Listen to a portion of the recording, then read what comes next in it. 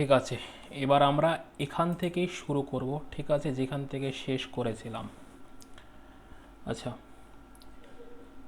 A chivalric code conduct extreme valor and great sense of loyalty. দাঁড়াও, loyalty, just wait. আচ্ছা, were the quality attribute of Rajput of their poets and bards.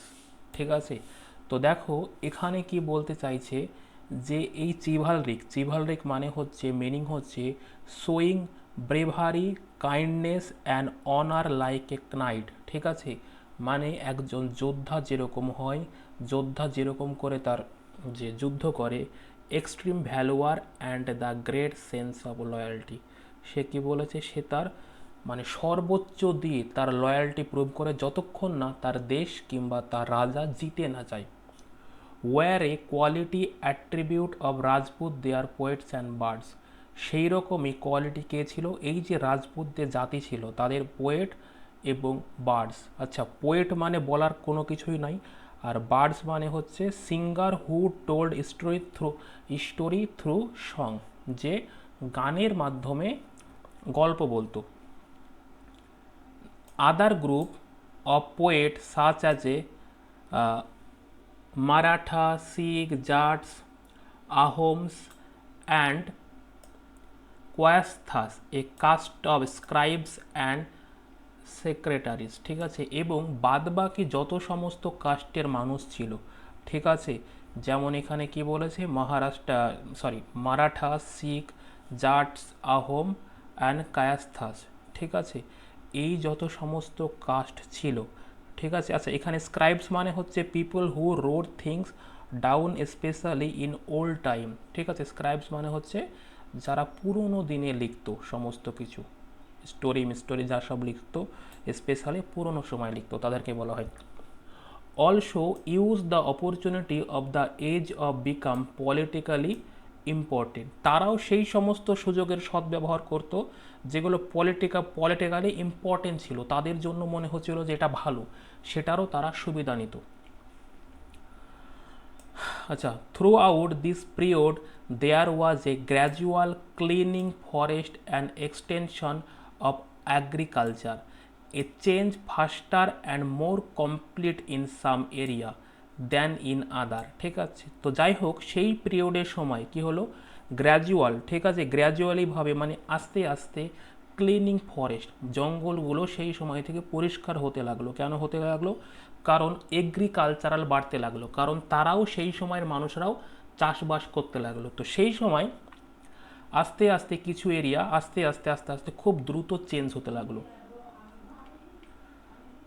দেখো, change in the habitat force many forest dwellers to migrate, তো সেই রকমই এইরকমভাবে আস্তে আস্তে আস্তে আস্তে সমস্ত কিছু, দেখো, change their habitat force many forest dweller migrate, মানে এইভাবে আস্তে আস্তে এমন অনেক মানে জঙ্গল ছিল, সেগুলো জোরপূর্বক কেটে এই চাষবাস করতে লাগলো। ঠিক আছে, মানে চাষবাস কিংবা মানে এক জায়গাকার মানুষ ওই সব জায়গায় গিয়ে থাকতে লাগলো।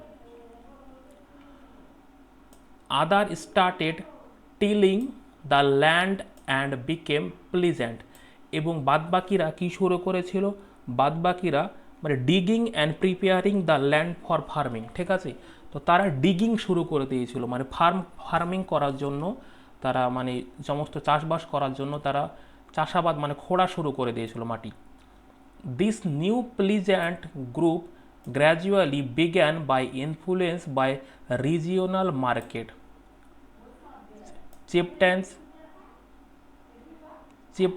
priest, monasteries and temple। ঠিক আছে, এবং তারা আস্তে আস্তে কি হলো, ইনফ্লুয়েন্স হতে লাগলো ধর্মের দিকে। ঠিক আছে, যেমন এখানে চিফটেন্স ছিল। আচ্ছা, এই চিফটেন্স মানে হচ্ছে leader of a tribe, of a group, একটা গ্রুপের যে লিডার থাকতো তাদেরকে চিফটেন বলা হতো, প্রিস্ট অ্যান্ড মনাস্টারি এবং টেম্পল। ঠিক আছে,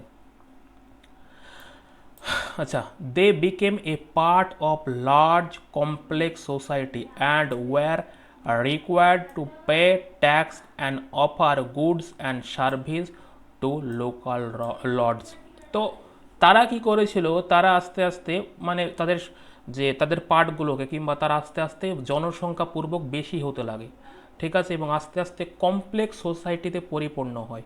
তো সেই জন্য তারা তখনকার সময় লোকাল লর্ড বলতে গেলে যারা মানে সেখানে যারা থাকতো, যে একজন লিডার থাকতো, লিডারকে আমরা লোকাল লর্ডস বলি, ঠিক আছে। তো লোকাল লর্ডকে তারা ট্যাক্স দিত, ঠিক আছে। ট্যাক্স তার বিনিময়ে কি চাইতো, তারা ভালো সার্ভিস চাইতো, ঠিক আছে। As a result, significant economics and social difference emerge among the peasant. তো তার ফলে কি হলো, তার ফলে ইকোনমিক্সগুলো আস্তে আস্তে আস্তে আস্তে ইমপ্রুভ হতে শুরু করে দিয়েছিল। দেখো, some possesses more productive land, other also kept cattle and some combined artisanal work with agricultural activity during the lean season, ঠিক আছে। তো এবার তো তারা আস্তে আস্তে ধরো ইমপ্রুভমেন্ট হতে লেগেছিল, কিংবা তাদের যে ইকোনমিক্স আস্তে আস্তে বাড়তে লাগলো, ঠিক আছে। তো সেই সঙ্গে সঙ্গে social different emerge among the peasant, ঠিক আছে। তো আস্তে আস্তে তারা এখানে যে মানে বিভিন্ন জায়গায় ছড়িয়ে যেতে লাগলো, এক জায়গায় আর থাকলো না, তারা আস্তে আস্তে বিভিন্ন জায়গায় চলে যেতে লাগলো, বিভিন্ন জিনিস খুঁজতে লাগলো, রিসার্চ করতে লাগলো, ঠিক আছে। তো সেই সঙ্গে সঙ্গে তারা কি করেছিল, তারা প্রোডাক্টিভ ল্যান্ড কালেক্ট করলো এবং অন্য জায়গায় কি করলো, ক্যাটেল রাখলো। আচ্ছা, ক্যাটেল মানে হচ্ছে large farm animals like cow, bulls and buffalo, ঠিক আছে। And some combine artisanal work. Artisanal মানে হচ্ছে made by hand, often with special skill of tradition method, যেগুলো নিজের হাতের মাধ্যমে থাকায়, এখানে অ্যাকচুয়ালি তাদের বাড়ি ঘরের কথা বলছে কিংবা চাষাবাদের কথা বলছে, তাদের সেই লিন সিজনে। লিন মানে হচ্ছে থিন উইথ লিটল ফ্যাট, ঠিক আছে। দেখো, as society became more differentiated, people were grouped into the jatis or subcaste and market on the basics their background and their occupation, ঠিক আছে। তো সেই সোসাইটিতে আস্তে আস্তে বিভিন্ন রকমের জাতির মানুষ আসতে লাগলো, ঠিক আছে। এবং তার মধ্যে একটা গ্রুপ ছিল কি, জাতিস এবং সাবকাস্ট, এবং তাদের র্যাঙ্ক, বেসিক্স, দেয়ার ব্যাকগ্রাউন্ড এবং দেয়ার অকুপেশন। তাদের র্যাঙ্ক করা হতো তাদের ব্যাকগ্রাউন্ড মানে তাদের বংশগত, এবং অকুপেশন তারা আসলে কি করছিল সেই সম্বন্ধে। Rank were not fixed permanently and varied according to the power, influence and resource control by member of the jati. তো তাদেরকে যে র্যাঙ্কটা দেওয়া হতো সেটা কিন্তু পারমানেন্টলি মানে ছিল না, ফিক্স ছিল না, ঠিক আছে। মানে তাদেরকে ভ্যারি করতে হতো অ্যাকর্ডিং টু দ্য পাওয়ার কিংবা ইনফ্লুয়েন্স, তারা কেমনভাবে ইনফ্লুয়েন্স করছে আর কেমনভাবে তারা তাদের ওয়ার্ক করছে, ঠিক আছে। And resource control member of the জাতি, দ্য স্ট্যাটু অব দ্য সেম জাতি কুড ভারি ফ্রম এরিয়া টু এরিয়া। এবং তাদের এই যে স্ট্যাচু মানে তারা একই জাতির মানুষ এক জায়গা থেকে আর এক জায়গা যেত।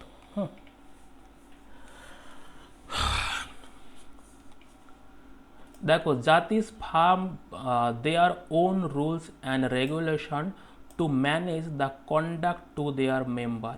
তো এই যে জাতিস যে কাস্টের মানুষগুলো ছিল, তাই না, তারা তারা তারা তাদের নিজের রুলস চালাতো, মানে তারা কাহরির কোনো রুলস অ্যান্ড রেগুলেশন মানতো না, তারা নিজেরা নিজেদের মেম্বার বানাতো এবং নিজেই নিজেদের রুল বানাতো। আচ্ছা, this regulation were enforced by an assembly of elder describe some area as the jati panchayat. তো এই যে রুল যে তারা বানাতো, এরা বিশেষ করে যারা বড়ো ছিল ওখানকার মধ্যে, অ্যাসেম্বলি অফ এল্ডার যারা বড়ো ছিল তারা বানাতো, এবং এই এরিয়াগুলোকে কীভাবে ডিসক্রাইব করা হতো, জাতি পঞ্চায়েত বলে। But jatis were also required to follow the rules of their village. Several villages were governed by chieftain. Together they were only small unit of state, ঠিক আছে। কিন্তু এই যে জাতি ছিল তাদের রিকোয়ার্ড ছিল, তাদের কিছু রুলস ছিল, মানে গ্রামে কিছু রুলস ছিল। Several village were govern in the, সে প্রত্যেক মানে অনেক অনেক গ্রামে তাদের একটা করে চিফটেন থাকতো, ঠিক আছে।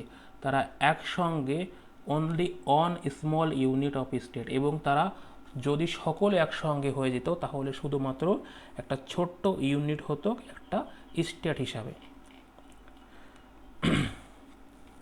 আচ্ছা, দেখো, লার্জ স্টেট লাইক দোজ আজ এ Cholas, Tughlaq, Mughals এনকম্পাস many regions. তো এইরকমভাবে তারা যে লার্জ স্টেট লাইক, আচ্ছা রিজিওনাল এম্পায়ার পড়ছে, ঠিক আছে। তো যেগুলো বড় স্টেট ছিল সে, এটা কিন্তু মানে জাতিস না, ঠিক আছে, এটা আলাদা চলে আসলো, রিজিয়ন অ্যান্ড এম্পায়ার, ঠিক আছে। লার্জ স্টেট যেগুলোকে আমরা কি বলবো, চোলস বলবো, তুঘলক বলবো এবং মোঘল বলবো, এই কাস্টগুলো এমন ছিল তারা একটা সময় ভারতে আমাদের রাজত্ব করেছে কিংবা শাসন করেছে, ঠিক আছে, অনেক ধর্মে ভাগ হয়ে গিয়ে। দেখো, এই সংস্কৃত প্রাসাতি প্রাইজিং দ্য দিল্লি সুলতান গায়াসুদ্দিন বালবান, ঠিক আছে। তো ওই সময় ওই যে সংস্কৃত প্রাসান্তি, ওই সময় কি হয়েছে, দিল্লিতে একটা সুলতান রাজ করেছিল কিংবা রাজত্ব ছিল, তার নাম ছিল গিয়াসুদ্দিন বালবান। তিনি রাজত্ব করেছিলেন 1266 থেকে 1287, ঠিক আছে, এতটা। মানে এই যে ব্র্যাকেটে এরকম দেখছো, এটা হয়তো তোমরা প্রথম দেখছো, এটা তার রাজত্ব, ঠিক আছে, মানে 1266 থেকে 1287 পর্যন্ত সে রাজা ছিল। Explain that he was ruler of the vast empire that the stretch from Bengal. এবং সে ওখানে মানে ওখানে সে যখন রাজা হয় এবং বিশাল বড় এম্পায়ারে সে তার রাজত্ব শুরু করে, সেটা বেঙ্গলের গৌদা পর্যন্ত ছড়িয়ে পড়েছিল। In the east Ghajini, in Afghanistan, in the West and included all of south India, ঠিক আছে। এমনকি এই যে গাজানি আফগানিস্তানের দিকেও চলে গিয়েছিল এবং ওয়েস্ট এবং ইনক্লুডেড অল সাউথ ইন্ডিয়াতেও তার রাজত্ব ছিল। মানে বুঝতেই পারছো সে কত বড় রাজা ছিল। People of different regions, Gauda, Andhra, Kerala, Karnataka, Maharashtra and Gujarat apparently fled before his army. এবং এই যে দেশে এই যে যতগুলো রাজ্যের নাম বললাম, যে অন্ধ্রপ্রদেশ, গৌদা, কেরালা, কর্ণাটকা, মহারাষ্ট্র, এই জায়গাগুলোতে তার আর্মি, মানে তার অ্যাকচুয়ালি আর্মি বলতে গেলে হ্যাঁ, তার যে সোলজার ছিল সেগুলো ছড়িয়ে ছিটিয়ে থাকতো। আচ্ছা,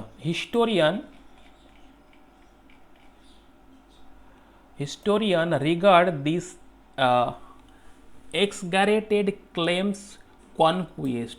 At the same time, they try understand why rulers keep claiming have control over different parts of the subcontinent, ঠিক আছে। তো দেখো, এর আগে যত রাজা ছিল তারা কিন্তু কোনো দিন এত বড় রাজত্ব করেনি কিংবা এইরকমভাবে চারিদিকে তার আর্মিও ছড়িয়ে দেয়নি।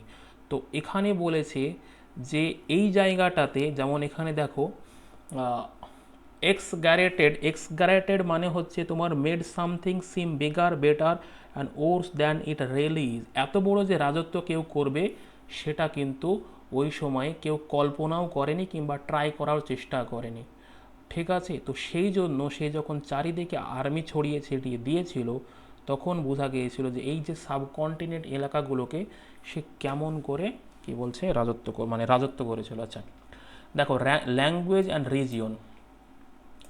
In 1318 the poet Amir Khusrau noted that there was. তো 1318-এ আমির খসরু একজন পোয়েট ছিল, বিশাল ইম্পর্টেন্ট, ঠিক আছে। তো তিনি কিছু নোটেড করেছিল, সেটা এখানে লেখা হয়েছে। দেখো, a different language in every region of land, ঠিক আছে, মানে কোথায় কোন ল্যাঙ্গুয়েজ ব্যবহার করা হয়, মানে সেই সময় অ্যাকচুয়ালি, ঠিক আছে।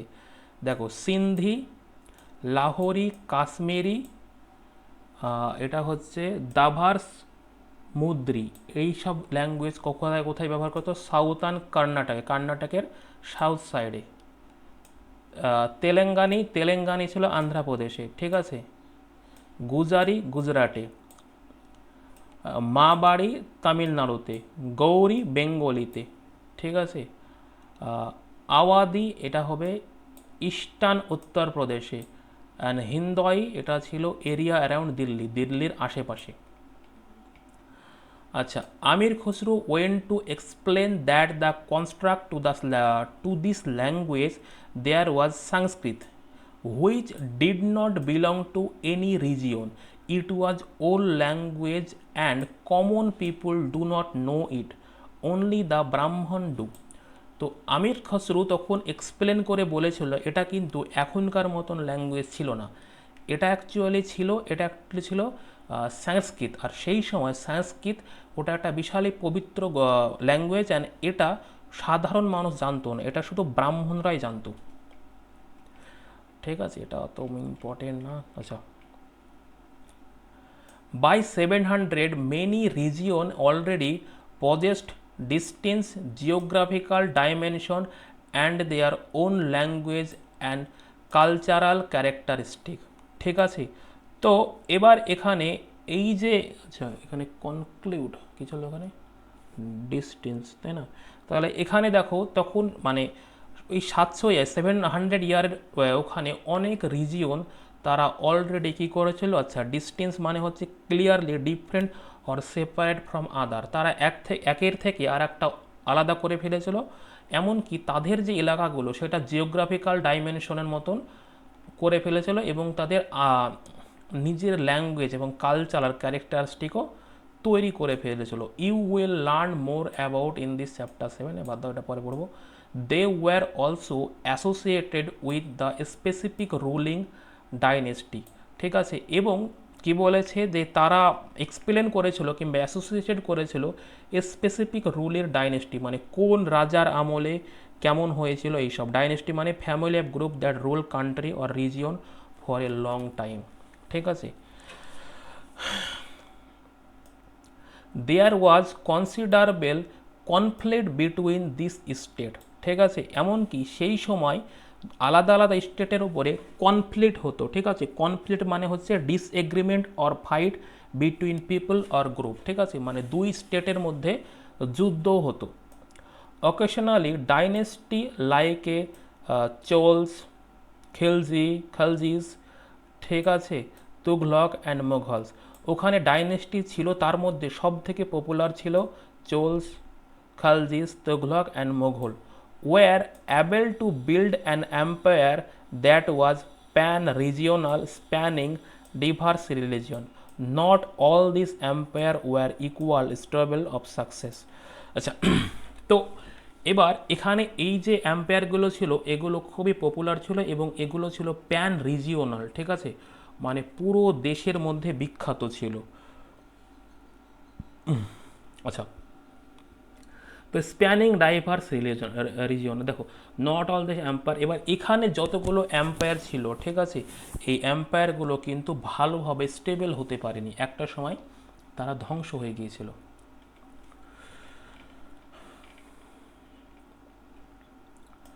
When the Mughal Empire declined in the 18th century, it led the re-emerge of regional states, but years of imperial pan-regional ruler had altered the character of the regions. ঠিক আছে, এবার বলেছে যখন 18th সেঞ্চুরির দিকে মুঘল সাম্রাজ্য ধ্বংস হয়ে যায়, ঠিক আছে, তো it led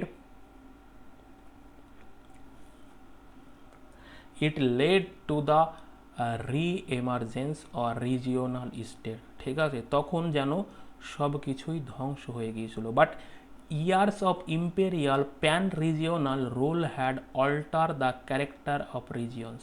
ঠিক আছে, কিন্তু বছর যেতে না যেতেই imperial pan regional rule has alter character of the regions, তো সেখানে অন্য এক রিজিয়ন রাজত্ব করতে চলে আসে। Across most of the subcontinent, the region were left with legacy and of big and small state that had rule over them। ঠিক আছে, এবার বেশিরভাগই সাবকন্টিনেন্ট এলাকাতে রিজিয়নে কি কেউ না কেউ তাদের লেগেসি ছেড়ে গিয়েছিল। ঠিক আছে, মানে হয়তো বিশাল বড় নাম ছিল, তাদের লেগেসি যেমন থেকে গেছে। ঠিক আছে, এবং big and small state that are rule over them, এবং তারা ছোট না হলে বড় স্টেটে তারা তাদের রুল চালিয়ে গিয়েছে। This was apparent in the emergence of many distinct and share tradition, ঠিক আছে, এবং এখানে অনেক ইম্পর্টেন্ট এবং বিভিন্ন বিভিন্ন জিনিস, ঠিক আছে। এখানে আচ্ছা এখানে কোথায় ধরো ডিস্টিংসের মিনিংটা কোথায় যেন লিখেছি,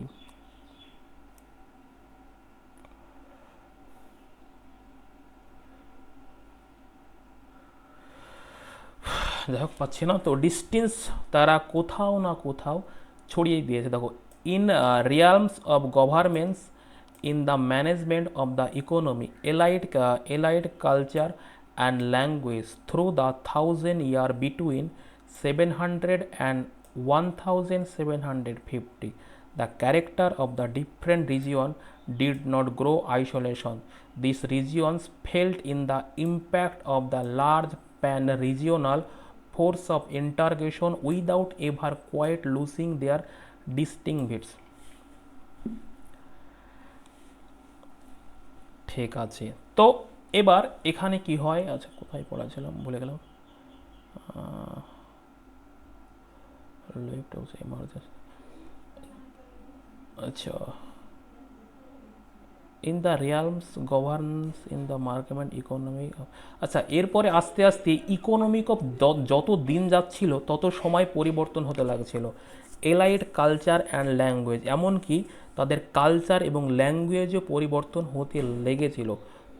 through the 1000 year between 700 and 1750, এই যে সময়টার মধ্যে the character of the different reason did not grow in isolation, তাদের যে রিজিয়নগুলো, ঠিক আছে, তারা কিন্তু কি বলছিল, তারা বিভিন্ন রকমের হয়ে গিয়েছিল এবং সেই জন্য তারা গ্রো করছিল না, মানে বেড়ে উঠছিল না, ঠিক আছে। তো এর প্রধান মানে কিছু কারণ ছিল, রিজন ছিল, সেগুলো ছিল this regions felt the impact of large pan region force of integration with ever quite losing their distinctiveness, কারণ তাদের যে লিডার তারা ধ্বংস হয়ে যাচ্ছিল এবং আস্তে আস্তে এটা লুজিং মানে তারা হেরে যাচ্ছিল এবং তারা তাদের যে অস্তিত্ব হারিয়ে ফেলছিল।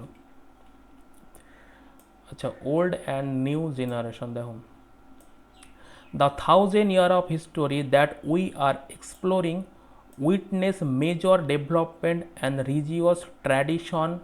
People believe in the divine was sometimes deeply personal but more usually it was collective, ঠিক আছে। বলেছে 1000 বছরের ইতিহাসে ওই আর আমরা মানে সাক্ষী আছি মেজর যে ডেভেলপমেন্ট ছিল বিশেষ করে মেজর ডেভেলপমেন্ট ছিল যেটা হচ্ছে ধর্মীয় ট্র্যাডিশনে, ঠিক আছে।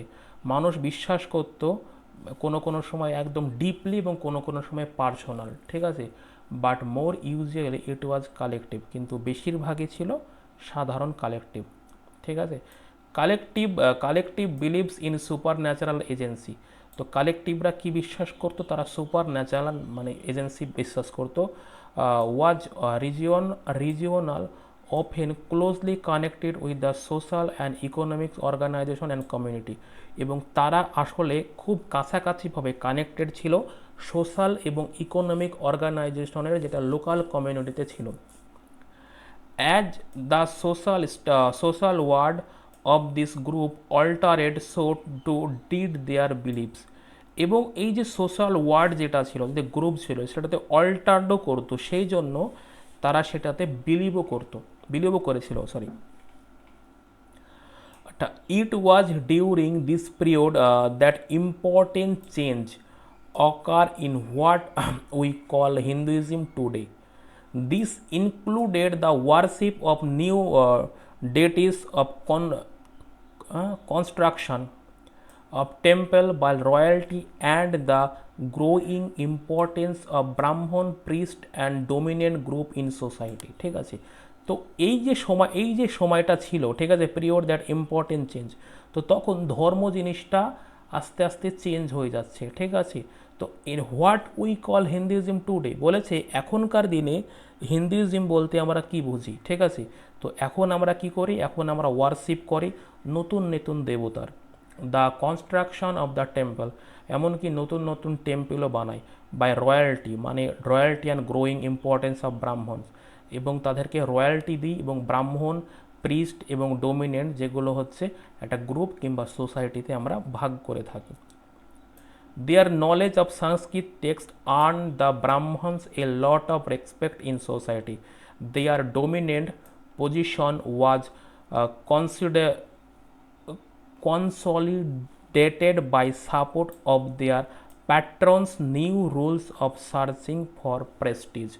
ঠিক আছে, কারণ কারণ মানে সেই সময় মানুষরা মনে করতো যে এই যে তোমার নর্মালি এখানে যে নলেজ সংস্কৃতের যে টেক্সটের যে যাদের যে ব্রাহ্মণদের নলেজ ছিল তাদেরকে সেই সময় কিংবা এখনও তুমি ধরতে পারো বিশাল সম্মান করা হতো। ঠিক আছে, their dominant position was considered by their support there, এবং তাদেরকে চোখ বন্ধ করে সাপোর্ট কিংবা বিশ্বাস করতো। হ্যাঁ, তো এই জিনিসটা হচ্ছে ব্যাপার। আচ্ছা, এখানে প্যাট্রনস new rule searching for Patrice, দেখো এখানে প্যাট্রন বলতে গেলে বলে দিয়েছে an influential wealthy individual who support another person, an artist, a craft person, a learned man, a noble, মানে এখানে বলছে যে একজন মানুষ যাকে বিশ্বাস করতো। আচ্ছা আচ্ছা, one of the major development of this period was the emergence of the idea of bhakti, of a loving personal deity the devotee could reach without the aid of priest or elaborate ritual. You will be learning about this and other tradition. দেখো বলেছে এখানকার মধ্যে যে major development ছিল, ঠিক আছে, the period ওয়াজ ছিল মানে ভক্তির ব্যাপারে ধারণাটা, ঠিক আছে, মানুষকে ভালোবাসা, পার্সোনাল ডেইটি অ্যান্ড ডিভোটি যেগুলো রিচ করতো without the aid of the priest and elaborate ritual, যেটা প্রিস্ট এবং মানে রিচুয়াল ছাড়াই যেটা একজন আরেকজনের সঙ্গে কানেক্ট করতো। তো এই জিনিসগুলো আমরা চ্যাপ্টার 6-এ পড়বো। আচ্ছা, this was also period when new religion appeared in this subcontinent, merchant and Megarand first brought up teaching of the Holy Quran to India in 7th century.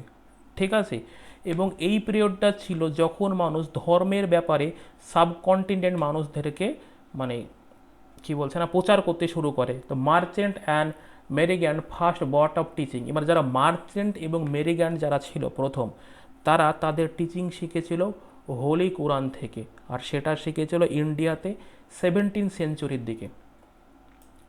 Muslim regard the Quran as their holy book and accept the sovereignty of the one God Allah, whose love, mercy and bounty embrace all those who believe him without regard to social background. ঠিক আছে, তো এবার এখানে দেখো, এবার এই জায়গাটাতে মুসলিমরা তখন তাদের কোরআনকে বিশ্বাস করেছিল এবং তারা বিশ্বাস করেছিল যে একটাই আল্লাহ, একটাই গড, একটাই আল্লাহ যে আমাদেরকে ভালোবাসে, যে আমাদেরকে দয়া করে বান্টি মানে খাবার দেয়, এম্বারেজ অল হু বিলিভ হিম, এবং সকলে তাকে বিশ্বাস করত without regard of social background. ঠিক আছে, মানে কোনো রিগার্ড কিংবা সোশ্যাল ব্যাকগ্রাউন্ড ছাড়াই।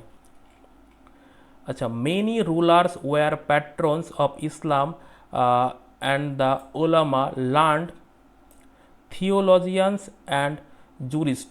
ঠিক আছে, তো ওই সময় বেশিরভাগই এমন প্রচুর মুসলিম একজন আর একজনকে সাপোর্ট করতো উলামা। আচ্ছা, উলামারা লার্ন করেছিল। এখানে উলামা বলতে গেলে আমরা কি বলি, উলামা বলতে গেলে আমরা তোমার সেই কি বলছে মৌলবী টাইপের, আমরা এখন যেটাকে বলি মৌলবী টাইপের, সেই মৌলবী টাইপকেই আমরা বলি উলামা।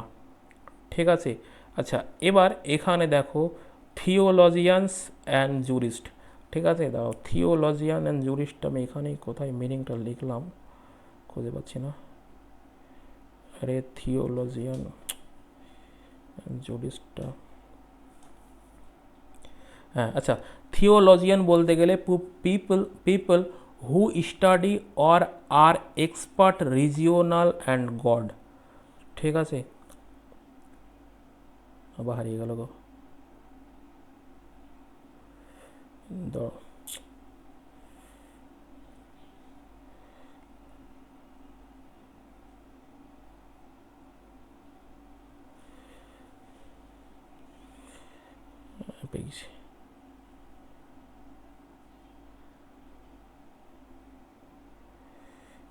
একটু হ্যাঁ পেয়েছি।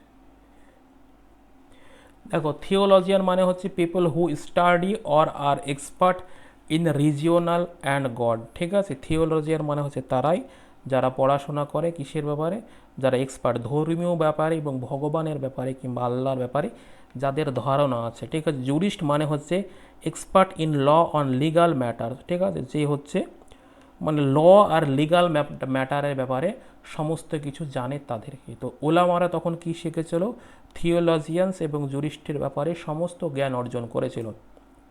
And like Hinduism, Islam was interrupted in the variety of way by its follower, ঠিক আছে। তো এবার যেমন হিন্দু ছিল, ইসলাম ছিল, তারা কি করেছিল, তারা এক্সপ্লেন করতো তাদের মানুষদেরকে, যে তাদের যারা ফলোয়ার ছিল তাদেরকে খুলে বেড়াতো, যেমন এখনকার সময় ইসলামদের যেমন মৌলবীরা এক্সপ্লেন করে ওই রকম। আচ্ছা, there were a Shia Muslim who believed that the prophet Mohammad son in law Ali was the legitimate leader of the Muslim community, and Sunni Muslim who accept the authority of the early leader Khalifa of the community and the succeeding Khalifa. আচ্ছা, এবার এখানে কিছু মানে important question আছে, যেটা হলো এখানে মুসলিমদেরকে দুই ভাগে ভাগ করেছে, একটা হচ্ছে শিয়া এবং একটা হচ্ছে সুন্নি, ঠিক আছে। এবার শিয়া মুসলিম যারা বিশ্বাস করতো যে প্রফেট মোহাম্মদের যে সান ইন ল ছিল আলী, তিনি কি ছিল, তিনি লেগিমেন্ট লিডার অফ মুসলিম কমিউনিটি, ঠিক আছে। তো তিনি দেখো lawful or accepted right of proper, তিনি সঠিক মর্যাদা সম্পন্ন সেই সময়কার একটা মুসলিম কমিউনিটির লিডার ছিল। এবং যারা সুন্নি তারা কি বিশ্বাস করতো, তারা অথরিটি দিয়েছে কিংবা বিশ্বাস করতো খালিফাদেরকে। খালিফা মানে of the community and the succeeding খালিফা, ঠিক আছে। খালিফা মানে একটা বিশাল বড় সাম্রাজ্য, যেরকম তুমি দেখছো এর আগে যে সুলতানের দেখছো ওই রকম না, তার থেকেও বড়। মানে অ্যাকচুয়ালি এখানে খালিফা বলতে গেলে তাদেরকেই বোঝায় যারা পুরো বিশ্বে শাসন করেছে। There were other important difference between various school of law, ঠিক আছে। এবং এইরকমই মুসলিমদের ভিতরে আরও অনেক রকমের পার্থক্য থাকে, যেমন এখানে হানাফি আছে, এ দেখো সাফি আছে, মেনলি বিশেষ করে ইন্ডিয়াতে, ঠিক আছে। এই ডিফারেন্সগুলো তুমি দেখতে পাবা। And the theology and mystic tradition, ঠিক আছে। এবার এখানে সেই রকমই আরও কী কী ডিফারেন্স আছে, যেটা হচ্ছে থিওলজি মাইসেস্টিক। আচ্ছা, মাইসেস্টিক মানে হচ্ছে a person who seek to experience close connection with the divine and spiritual truth, ঠিক আছে। মানে এখানে একজন মনে প্রাণে বিশ্বাস করে আর একজন এক্সপিরিয়েন্স করে, ঠিক আছে। এই দুটোর মধ্যে ডিফারেন্স দেখো। Thinking about time and historical period, historian do not see time just passing hours, days or year as a clock or calendar. বলেছে হিস্টোরিয়ানরা কোনো সময় তারা দেখতো না, কোনো টাইম কি দেখতো না, তারা সময় দেখতো না, টাইম দেখতো না, দিন দেখতো না কিংবা বছর দেখতো না, যেমনভাবে ক্লক অর ক্যালেন্ডার থাকে। Time also reflects change in social and economic organization, in the persistence and transformation of idea and beliefs. The study of time is made somewhat easier by dividing the past into the large segment period that possess shared and characteristic, ঠিক আছে। বলেছে time also reflect change করে, মানে time তাদেরকে পরিবর্তন দেখায় social এবং economic যে অর্গানাইজেশন ছিল, ঠিক আছে। এবার এখানে যে পেরসিস্টেন্স মানে হচ্ছে continuing to do something despite difficulty or delay, ঠিক আছে। পেরসিস্টেন্ট মানে হচ্ছে যেটা আস্তে আস্তে করা হয়, অ্যান্ড ট্রান্সফরমেশন এবং আস্তে আস্তে পরিবর্তন করা হয়। কি পরিবর্তন হয়, আইডিয়া এবং বিলিভস, বিশ্বাস এবং কোনো ধারণা। বলেছে স্টাডি টাইম মেড সামহট ইজিয়ার, তো স্টাডি করতে করতে সেই সময়টা অনেক সহজ হয়ে যায়। ডিভাইং পাস্ট ইন্টু লার্জ সেগমেন্ট, মানে পাস্টকে বিভিন্ন ভাগে ভাগ করে সেগমেন্ট করতে, যেমন পিরিয়ড, ঠিক আছে, যেমন ওল্ড পিরিয়ড, ঠিক আছে, মেডিয়াভেল পিরিয়ড, এগুলো আমরা আস্তে আস্তে আসবো। আচ্ছা, in the middle of the 19th century British historian divided history of India into 3 period, Hindus, Muslim and British, ঠিক আছে।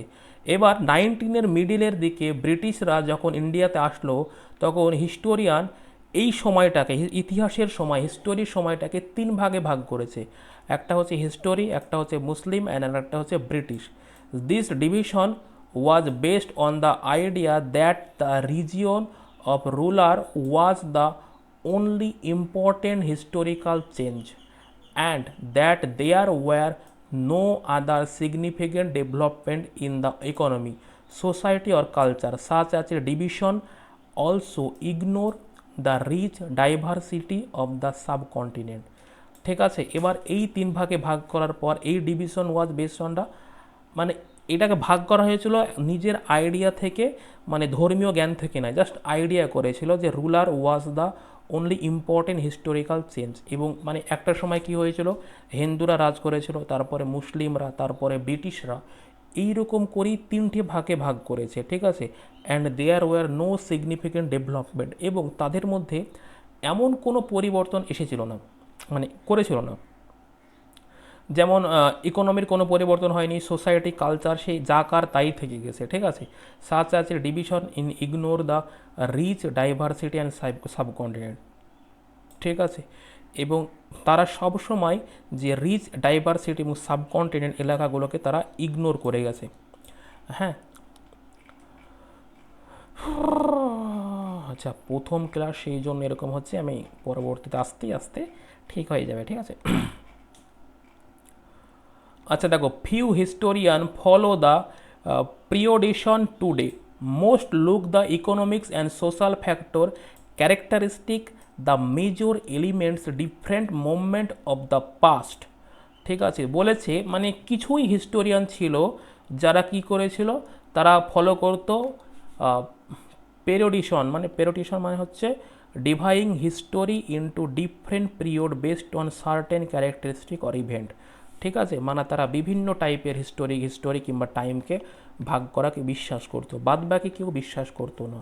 বেশিরভাগ কী দেখতো, ইকোনমিক দেখতো কিংবা সোশ্যাল ফ্যাক্টর কিংবা ক্যারেক্টারিস্টিক, এইসব জিনিসকেই তারা বেশি গুরুত্ব দিত আগের দিনে।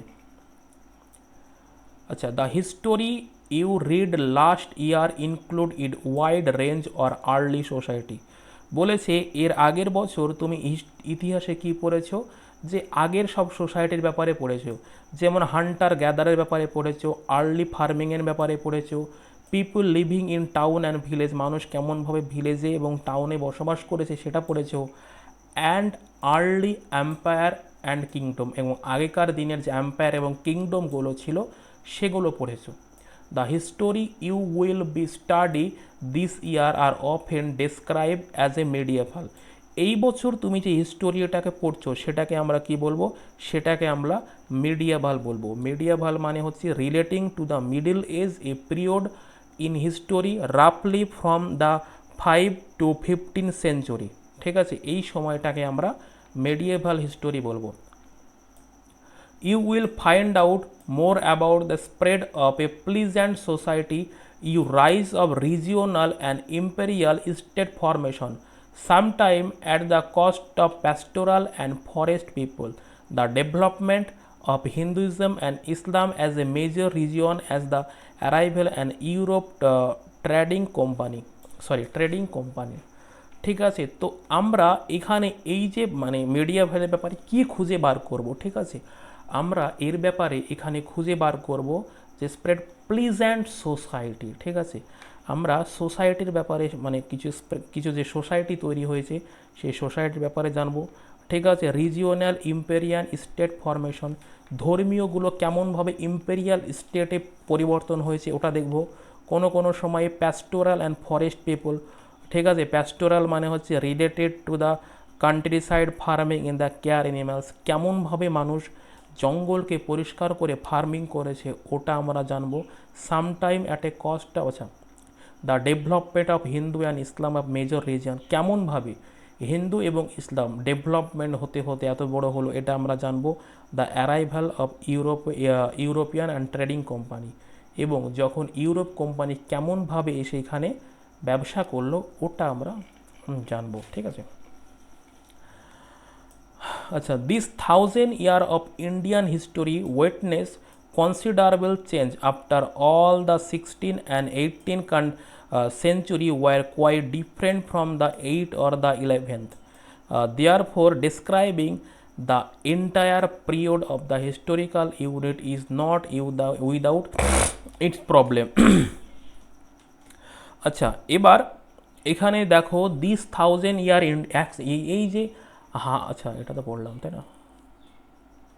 তো কি বলছে তারপরে কি 16 এবং 18 সেঞ্চুরির দিকে না, therefore describe entire 18 element তাই না কোয়াইট। আচ্ছা, তো এই যে 1000 বছরের ইতিহাসে ঠিক আছে উইটনেস কনসিডারেবল চেঞ্জ, আমরা সাক্ষী হয়েছি কিছু পরিবর্তনের, মানে 16 এবং 18 সেঞ্চুরির দিকে ঠিক আছে আস্তে আস্তে কেমন করে পরিবর্তন হয়েছে ওটা আমরা জানবো for the 18 or 11। Therefore describing the entire period as on historical unit is not without problem. ঠিক আছে, তো এই যে হিস্টোরিক্যাল ইউনিটগুলো তারপরে যখন তারা রিসার্চ করতে যায় তখন তাদের অনেক প্রবলেমের সামনে পড়তে হয়। Moreover the medieval period is often contrasted with the modern period. Modernity carry with its sense of matter, progress and intellectual advancements. This seems to suggest that medieval period was lacking in any change whatsoever, but of course we know this was not the case. ঠিক আছে, তো এই যে তারপরে যে আমরা যে describe করলাম যে পিরিয়ডগুলোকে ঠিক আছে, যেমন মেডিয়েভাল পিরিয়ড যেগুলো কনস্ট্রাক্ট উইথ দ্য মডার্ন পিরিয়ডে ডিভাইড আছে। Modernity carry with the sense of material progress in intellectual advance. ঠিক আছে, এবং তারা মডার্ন হতে হতে আস্তে আস্তে আস্তে আস্তে কেমনভাবে পরিবর্তন হয়েছে ঠিক আছে, যেমন সাজেস্ট মেডিয়েভাল পিরিয়ডে lacking any change what ever, মানে পরিবর্তন কি আদৌ হয়েছে কি হয়নি, but course we know this was not of the case. আচ্ছা, during this 1000 years, the society of the subcontinent were transformed often and economics in several regional reach of a level prosperity that attract the interest of Europe trading in company.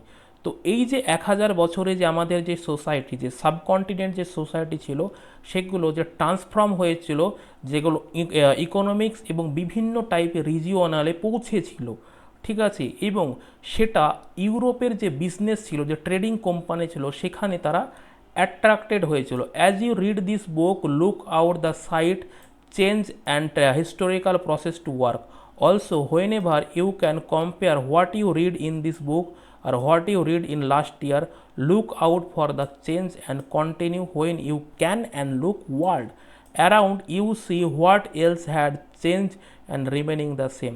বলছে তুমি এর পরিবর্তন তখনই দেখতে পাবে যখন এর আগের বছর এবং এর পরের এই বছর যখন তুমি হিস্টোরিগুলো পড়বে তখনই তুমি বুঝতে পারবে যে এর কি পরিবর্তন হয়েছে, কি কি শিখলে, মানে এখানে কিছু ইনফরমেশন দেওয়া আছে, অতটা ইম্পর্টেন্ট না। ঠিক আছে, তো এই জিনিসগুলো আচ্ছা এটাই ছিল আজকের এই চ্যাপ্টারটা। ঠিক আছে, আমার অনলাইনে প্রথম ক্লাস একটু আচ্ছা ঠিক আছে।